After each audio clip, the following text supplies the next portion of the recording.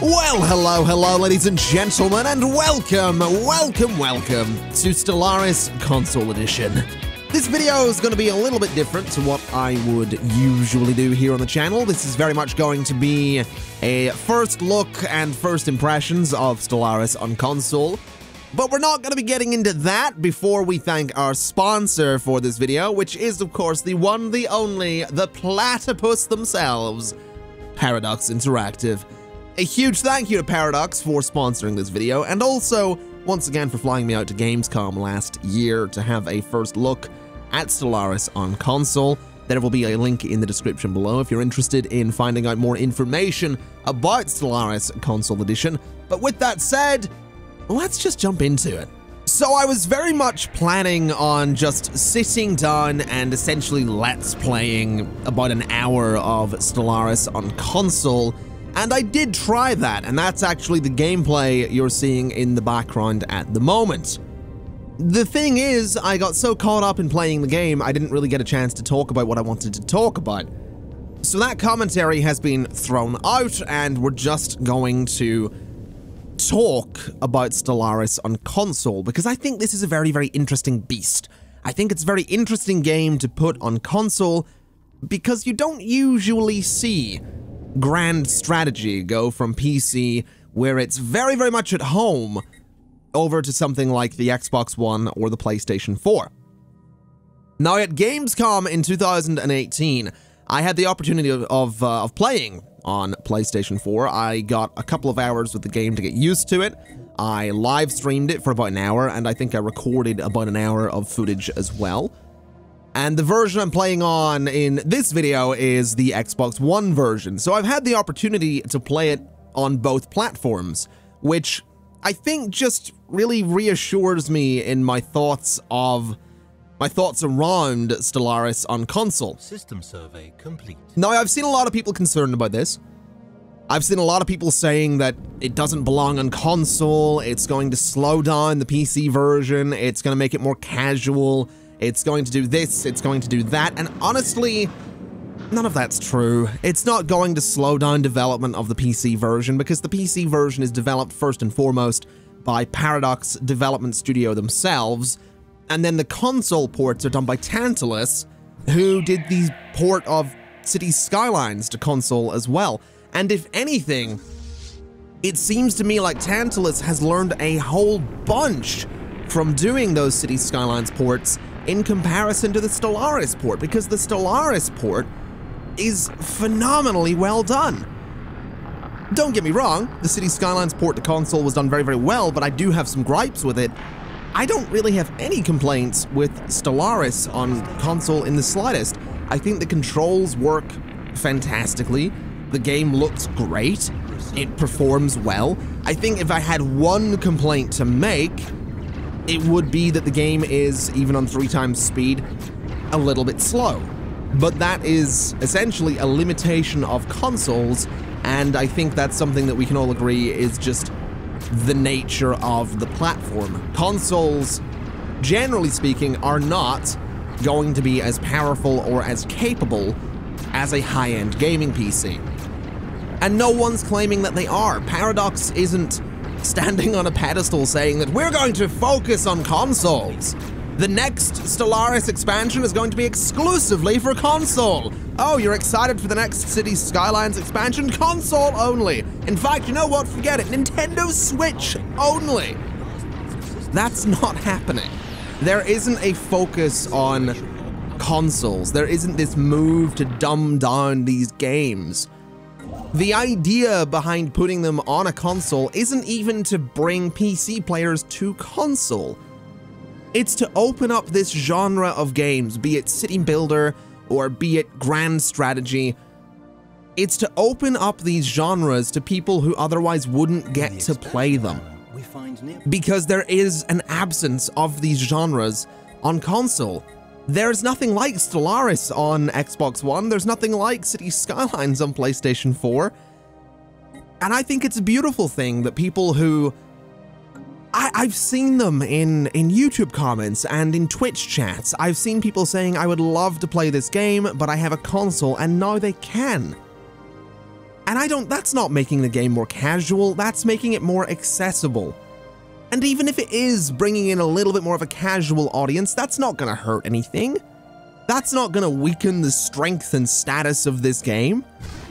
It just means there's more people to learn and take interest in the franchise, and again, I think that's a beautiful thing. I think that's a fantastic thing. Now, to address some of the more game-specific criticisms that I've seen thrown at Stellaris on console, I've seen a lot of people saying that the UI is awful, and I strongly disagree with that. The UI is big. There's no getting away from it. The UI is quite large. It's a thick boy. But there's a reason for that. Again, there's a reason for everything. There is a reason that the UI is a thick boy, and the reason is that traditionally speaking, I'm gonna be honest, I didn't think I'd be saying thick boy in a sponsored video from Paradox, but there you go, I said it 3 times now. The reason the UI is the size that it is because traditionally speaking, consoles are played from further away than PCs would be played. You are generally gonna be about 2 to 3 feet away from your PC monitor, whereas with a console, it's usually on one side of the room and you're usually on the other side of the room, be that in bed, on a chair, standing because you're so excited about getting a loot box in FIFA. Whatever you're doing, you're usually further away from the screen than you would be with a PC, with a PC game and a PC monitor. So if the UI from Stellaris on PC was put onto the console and not changed, you wouldn't see it from across the room. That's why the UI is much larger. And I've seen people saying that it's too big, and I've seen this largely in Twitch chats and comment sections, but again, the thing you have to remember is that the majority of people watching YouTube videos and Twitch these days, they're watching it on tablets, on smartphones, on laptops, they're watching them on PCs. There's not a lot of people watching them on TVs. I mean, there's a lot, but the majority of people don't. So all of these people are seeing the game from the perspective of someone who would be playing it on PC. They're seeing it up close on their smartphone or tablet screen, relatively close in the laptop or monitor screen. And again, it's giving sort of the wrong idea of the UI. And I think that's something I can't stress enough, that you need to keep the context in mind. You need to remember what platform this is on.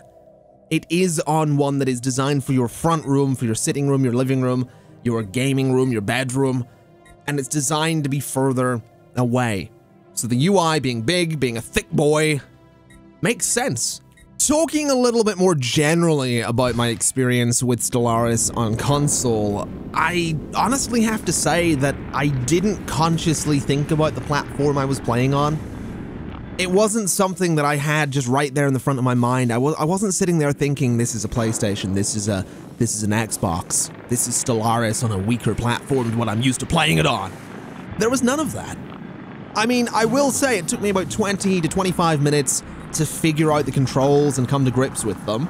And that was at Gamescom last year, whereas when I picked it up on Xbox here, it took me 5 to 10 minutes because I'd sort of already, figured it out months ago. So 20 to 25 minutes figuring out the controls, I think, is nothing, really. There are a lot of tutorial systems and advisor systems in as well that will help you figure out what things do and where things are. But even with that, all of the button prompts are actually on screen anyway. If you want to go to your resources, it's just up on the D-pad, and then you can scroll across, press A on one of them to get more information. You can press B a couple of times to close out of that menu and then close out of the resources bar, and then press right on the D-pad and you're in the outliner. Press B or whatever it is on PlayStation and press down on the D-pad and suddenly you're at your notifications. Press B or whatever it is on PlayStation, then left on the D-pad and suddenly you're in the selection of government menus and all that kind of stuff. It's all relatively simple and intuitive and all kind of makes sense.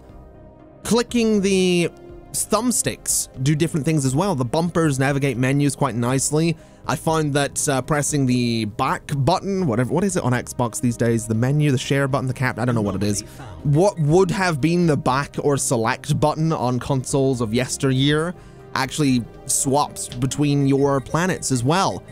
Research. Every button does something, and when you figure out what it does within that 20 to 25 minutes, you have this moment of, oh, that makes sense. Yeah, I understand that. I get it. I know what that does. I don't need to figure it out anymore. And honestly, I think that's testament to Tantalus's work at bringing this game to console, which honestly is no small feat. And I can't stress that enough. Grand Strategy is very much at home on PC for a reason. They are immensely complex games, both in terms of the gameplay itself and in terms of how they play, in terms of the controls. So condensing that down from keyboard and mouse and all of these buttons on screen to being something that works with a controller, and that works so well with a controller, I think that's really impressive. I genuinely do. I'm really pleased with it, and I'm really happy to see that it's working. So I suppose it's probably time to put a conclusion onto this video. And I guess I want to stress that I'm not a seasoned Stellaris player. I don't know everything there is to know about Stellaris. I have a deep respect for this game and the community because there are systems and features that I just don't understand, but I do love Stellaris. I love booting it up and just looking at the universe and exploring and just seeing what mess I can get into across a couple of hours. And I know a couple of hours is nothing in the grand scale of this game at times, but I do have this deep respect for it, and I hope, and I genuinely hope, that people on console develop that as well. And I want to see the stories that they make and the experiences that they have, and I really want to see a community develop and thrive for grand strategy games on console in the same way that the Cities Skylines community has developed on console as well. I think this opens a lot of doors, and I'm really excited to see where those doors lead.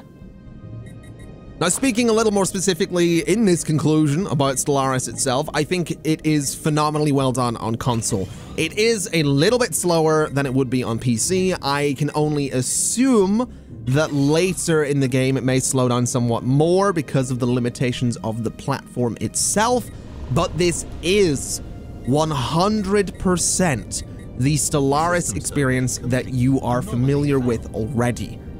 So if you're thinking of picking this up on console as a new player or a seasoned player, this is the Stellaris that you know. It is the Stellaris that you love. The only change that you may notice is that it's not on par with the PC updates right now. As for whether or not that will happen, you will have to ask Paradox about that. However, as someone that saw Cities Skylines on console launch without the same expansions that were on PC, it seems like Cities Skylines on console has almost caught up. So take from that sentence what you may, that's just my observation. So, you know, just think about that for a little bit. Anyway, ladies and gentlemen, Stellaris Console Edition is available February 26th. There will be a link in the description below if you want to read up a little bit more about it. Thank you very much for watching. It's been my pleasure as always. And as always, I'll see you next time. Bye-bye.